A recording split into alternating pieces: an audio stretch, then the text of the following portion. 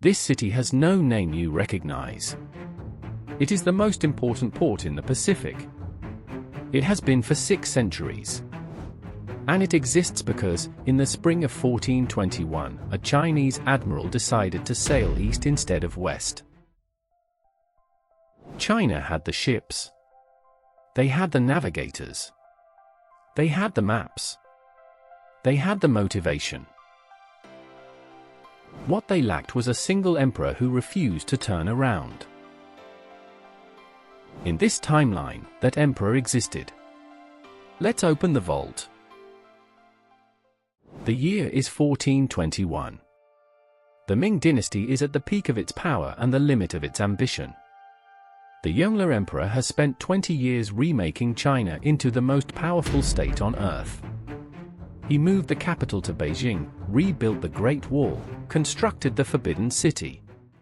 And he dispatched, 6 times already, the most extraordinary fleet in human history, 300 ships, carrying 27,000 sailors and soldiers, under the command of the Muslim eunuch Admiral Zheng He. Zheng He's treasure fleets were not military expeditions. They were diplomatic and commercial missions of extraordinary scope, designed to extend China's tributary network, collect exotic goods, and demonstrate the magnificence of the Ming dynasty to every civilization within reach. By 1421, Zheng He had sailed to East Africa, the Arabian Peninsula, India, and Southeast Asia. He had brought back giraffes, zebras, and ambassadors from 30 nations. He had not found the limit of the ocean. In our timeline, what stopped the fleets was not the ocean. It was politics. The Yongle Emperor died in 1424. His Confucian court, which had always viewed the treasure fleets as expensive vanity projects that benefited merchants and sailors more than scholars and farmers, used the transition to argue for their cancellation. His successors agreed. By 1433, the fleets were disbanded, the shipyards shuttered, the charts locked in imperial archives. China turned inward. In this timeline, the Yongle Emperor is persuaded. Not by adventure, he is not that kind of man. By trade. The Eastern Pacific, Hongbao argues, may contain civilizations whose goods China has never seen and whose markets have never been reached. A new tributary relationship with an unknown civilization is exactly the kind of achievement that validates an emperor's reign. The emperor adds an Eastern Pacific route to the 7th Fleet's mandate. Hongbao sails east from Java in March 1421 with 12 treasure ships and 3,000 men. He makes landfall on the coast of present-day Ecuador in October 1421, 71 years before Christopher Columbus. Subscribe to the Alternate Archive, a new timeline opens every week. Hongbao's first contact with the Americas is unlike anything that would have happened under Columbus, and the difference is structural. The Chinese fleet is not desperate. The sailors are not starving, not mutinous, not months from scurvy. They are well-fed professionals on the world's most efficient maritime logistics system, carrying enough food and fresh water for 6 months, backed by the resources of the world's largest economy. They have no need to take anything by force. They are, by temperament and by mission, traders. The Inca they encounter are not the empire's full military and administrative apparatus. This is a coastal fishing community in the orbit of the Chimu Kingdom, itself recently incorporated into the growing Inca state. But they are not naive or overwhelmed. The Inca have extensive trade networks of their own, running north along the coast to Ecuador and south to Chile. They have seen sophisticated traders before. What they have not seen is anything like these ships. Hongbao establishes a trading post. He leaves behind a small garrison of 40 men with instructions to learn the local language, document everything, and wait for the fleet's return. Then he sails back to China with proof. He brings back sweet potatoes, Andean potatoes, tomatoes, and quinine, plants that do not exist in the Eastern Hemisphere. He brings back samples of Andean gold and silver. He brings back, most importantly, a vocabulary of about 200 words in the coastal trade language of the Chaimu, compiled by his most diligent interpreter over 3 months of patient work. The Yongle Emperor is convinced. He authorizes a follow-up expedition immediately. He does not live to see it depart. He dies in 1424, as in our timeline, but the institutional momentum is set. The follow-up fleet is already being provisioned when he dies. His successor, lacking a strong reason to cancel an already funded expedition with known commercial returns, allows it to proceed. The second Chinese contact with the Americas departs in 1425. Here is where this timeline diverges most profoundly from the world Columbus created. The Chinese approach to new civilizations was not one of conquest and extraction, it was one of tributary relationships and managed trade. This did not make it gentle or equal. The Chinese tribute system was explicitly hierarchical and often coercive in its own way. But it had a structure that could accommodate a sophisticated counterpart, and the Inca Empire was sophisticated. The Inca Sapa Inca Pachacuti, who in our timeline united the Inca Empire in its classical form between 1438 and 1471, has in this timeline been dealing with Chinese traders for 2 decades before he comes to power. He understands, with extraordinary clarity, that the visitors from across the ocean are powerful but not militarily present in large numbers. He controls the land. They control the sea. A partnership is more valuable than a conflict. Pachacuti negotiates, not surrenders. The terms that emerge from 15 years of negotiation establish something unprecedented in the history of hemispheric contact, a formal trade treaty between 2 empires. The Chinese receive exclusive access to the Pacific coast ports and a defined trading zone in exchange for a regular tribute of Chinese manufactured goods, silk, porcelain, iron tools, and, crucially, Chinese medical knowledge. Chinese medicine in 1450 is centuries ahead of anything available in the Americas. The knowledge of quarantine and isolation, accumulated from dealing with plague outbreaks along the Silk Road, is the most consequential thing the Chinese bring. The disease catastrophe does not disappear entirely. Chinese sailors carry pathogens the Andean population has no immunity to. The first 2 decades of contact kill an estimated 15 to 20% out of the coastal population, devastating, but not the 90% collapse that would follow Columbus's arrival 70 years later. The difference is the Chinese quarantine practice, containment, isolation, and the systematic observation that allows the survivors to develop some degree of resistance before each new wave arrives. The Americas in this timeline do not fall to disease. They adapt to it. Columbus still reaches the Americas in 1492. His arrival in the Caribbean is unchanged. But the Americas he arrives in are different.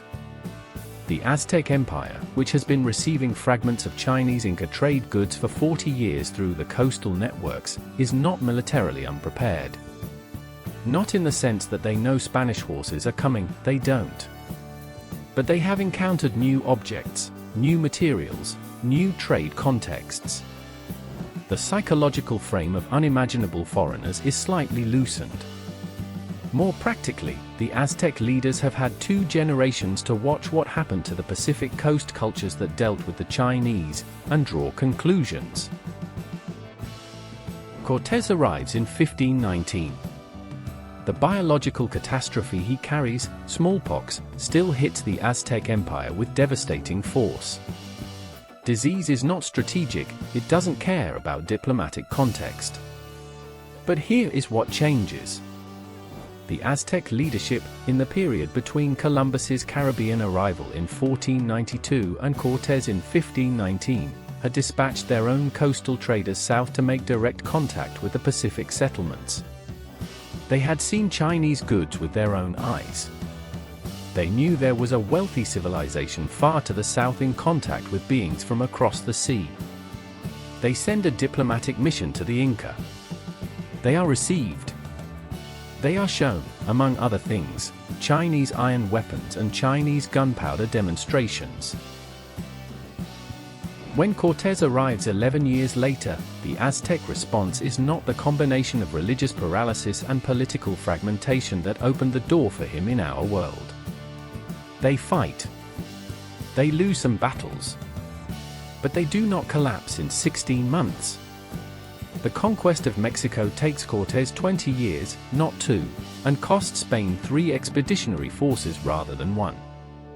By the time Mexico is under formal Spanish control, approximately 1535 in this timeline, Spain's Caribbean base has been exhausted, the Aztec population has been devastated but not destroyed, and the broader geopolitics of European New World colonization have been substantially slowed.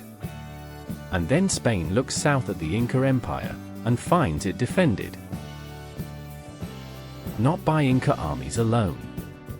By a Chinese military presence.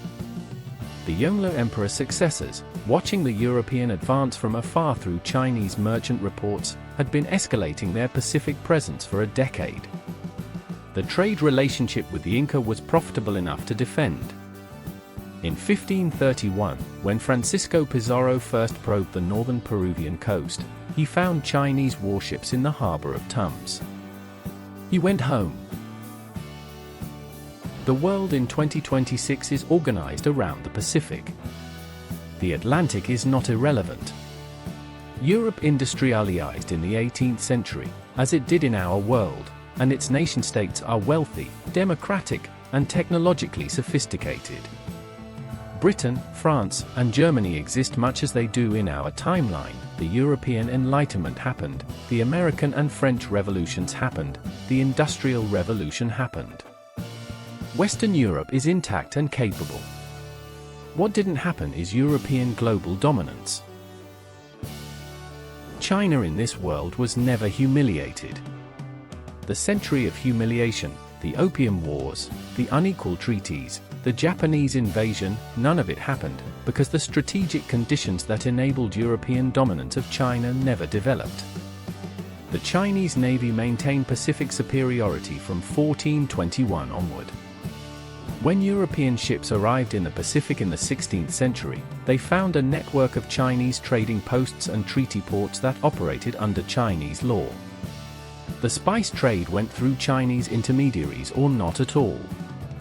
The Inca Commonwealth in 2026 is a federal republic of 180 million people, covering the Pacific coast and Andean interior of South America. Its founding documents, the 1789 Constitution of the Andean Peoples, written in Quechua, Aymara, and Spanish, drew explicitly on both the Inca administrative tradition and the Enlightenment political philosophy that had reached Andean scholars through Spanish and Portuguese contact over 2 centuries. The Atlantic slave trade never happened in this timeline.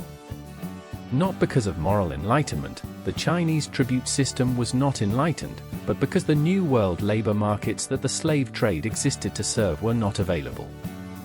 The Americas were not depopulated colonies. They were intact societies with their own labor systems. European plantation agriculture in the Caribbean did develop, using a mix of indentured and coerced labor that was still exploitative, but not the scale of the transatlantic trade that shaped our Atlantic world. The Mesoamerican Federation exists as a separate power. The Aztec Empire was conquered by Spain, but more slowly and at greater cost. The Aztec nobility survived in greater numbers, maintained political influence through the colonial period, and reasserted sovereignty through a series of independence movements in the 18th century. The result is a Mexico with a far stronger indigenous political identity than our own. Technology in this world is roughly equivalent to ours, having arrived by different paths. The Chinese scientific tradition, combined with Islamic mathematics and eventually European Enlightenment science, produced an industrial revolution in the East before one developed in the West. China's coal-powered industrialization began in the 1650s, roughly a century before Britain's, but transitioned to steam more slowly because Chinese engineering tradition favored hydraulic power. The net result is that in 2026, global technology is approximately equivalent to ours, with the Chinese Pacific sphere slightly ahead in materials and energy, and the European Atlantic sphere slightly ahead in computing and digital infrastructure. The thing this world has that ours does not is a Pacific civilization that is genuinely multipolar. The Atlantic powers are one block among several, not the organizing center of global history. China and the Inca Commonwealth together represent 1 billion people on the Pacific Rim with a 600-year shared history. What they also have, and this is the hardest thing to quantify, is a different relationship to indigenous knowledge. Inca mathematics, Aztec astronomy, Mayan long-count calendars, all of these entered the world's scientific conversation in the 15th and 16th centuries rather than being suppressed and nearly erased in the 17th and 18th. The Mayan calendar system, when Chinese astronomers finally studied it in 1480, produced a genuine crisis in Chinese astronomical theory, because it was based on different observations and arrived at different but complementary conclusions. The synthesis of Mayan, Chinese, and eventually European astronomical traditions in the 16th century is to this world science what the Karakoram method was to the alternate Mongol world. Two ways of watching the same sky, forced by contact into conversation. Columbus reached the Americas with 3 small ships and a crew of 90. He needed what he found to be exploitable, because his backers needed a return. Hongbao reached the Americas with 12 great ships and 3,000 men. He needed what he found to make sense, because his emperor needed knowledge. That difference, between needing to exploit and needing to understand, changed what first contact meant. Not perfectly. Not without violence or disease or hierarchy. But differently enough that 600 years later, the people who were there before the ships arrived are still there, still governing their own land, still speaking their own language. The world that Columbus built is ours. It contains everything we are, our literature, our music, our political philosophy, our capacity for democracy and atrocity in the same generation. The world that Hongbao built is one where the Americas were allowed to be strange and complicated and themselves. Which world would you choose to be born into? Think carefully. The answer reveals something about what you believe history is for. Until the vault opens again, subscribe to the Alternate Archive.